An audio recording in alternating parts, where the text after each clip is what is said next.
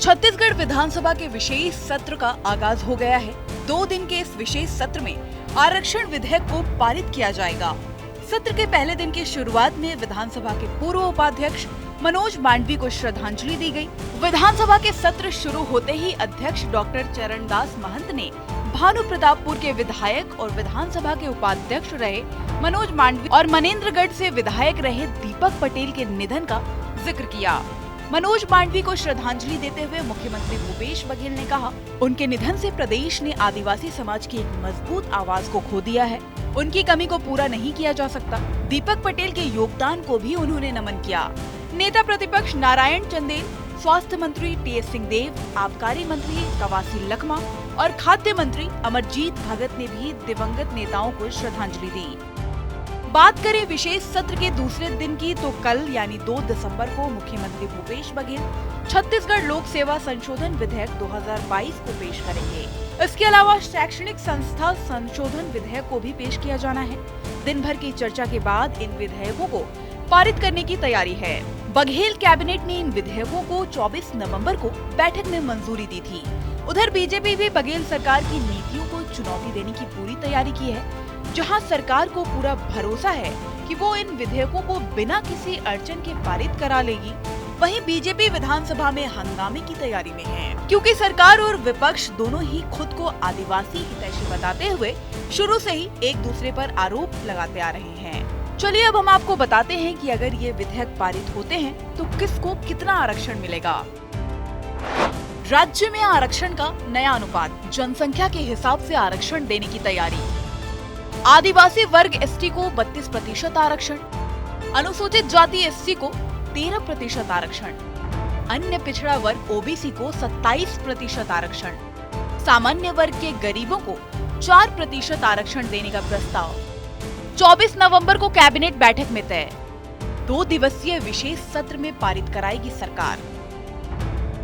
इस विशेष सत्र में सरकार इस साल का दूसरा अनुपूरक बजट भी पेश करने जा रही है, जिस पर कैबिनेट बैठक में मंजूरी दी गई। इस अनुपूरक बजट में कुछ जरूरी सरकारी खर्चों के लिए भी रकम मांगी गई है।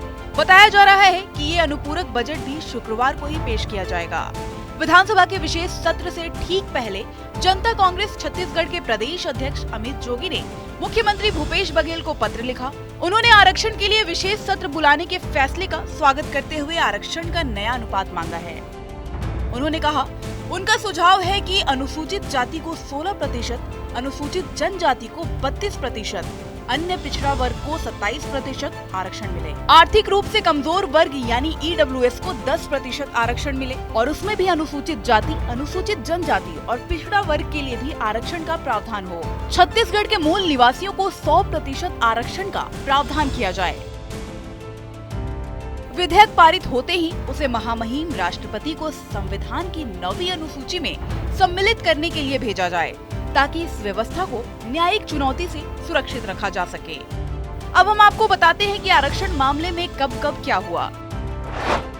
राज्य सरकार ने 2012 आरक्षण के अनुपात में बदलाव किया। अनुसूचित जनजाति वर्ग का आरक्षण 32% किया गया। अनुसूचित जाति का आरक्षण 12% किया गया। गुरु घासीदास साहित्य एवं संस्कृति अकादमी ने हाईकोर्ट में चुनौती दी। बाद में कई और याचिकाएं दाखिल हुई। 19 सितंबर को छत्तीसगढ़ हाईकोर्ट ने फैसला सुनाया। राज्य के लोक सेवा आरक्षण अधिनियम को रद्द कर दिया। फैसले के बाद आरक्षण की व्यवस्था खत्म होने की स्थिति पैदा हुई। शिक्षण संस्थाओं में भी आरक्षण खत्म हो गया। भर्ती परीक्षाओं का परिणाम रोक दिया गया। कॉलेजों में काउंसलिंग नहीं हो पा रही। इसके बाद काउंसलिंग के लिए सरकार ने कामचलाऊ रोस्टर जारी कर 2012 से पहले की पुरानी व्यवस्था बहाल करने की कोशिश की। इस बीच आदिवासी समाज के 5 लोग सुप्रीम कोर्ट पहुंचे। राज्य सरकार ने भी इस फैसले के खिलाफ अपील की है। एक अध्ययन दल भी तमिलनाडु और कर्नाटक की आरक्षण व्यवस्था का अध्ययन करने भेजा है।